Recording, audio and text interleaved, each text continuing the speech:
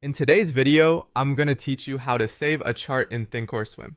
To get started, open Thinkorswim on the web and log into your account. Once you're inside the platform, go to the Charts tab at the top. From there, open the chart you want to save. Before saving anything, make sure the chart looks exactly the way you want it. That means applying any indicators, drawings, studies, or custom settings you want to keep.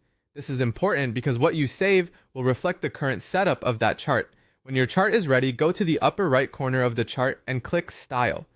In the menu, select Save Style, then enter a name for your style and click Save. This will store the visual setup of your chart so you can use it again later. That includes things like your indicators, color choices, time frames, chart settings, and study configurations. If you regularly use the same setup, saving a style can save you a lot of time. If you want every new chart to automatically use that same setup, click Style again and choose Set Default Style. Then select the style you just saved. This is optional, but it's very useful if you want consistency across all your charts.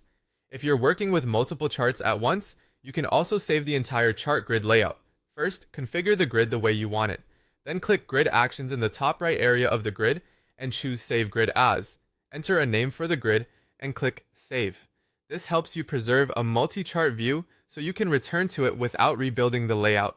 To save even more than just a chart or grid, you can save your full workspace.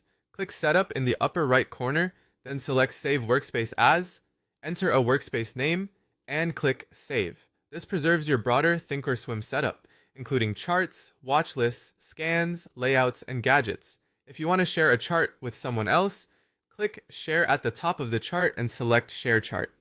Then copy the generated link and send it to other Thinkorswim users.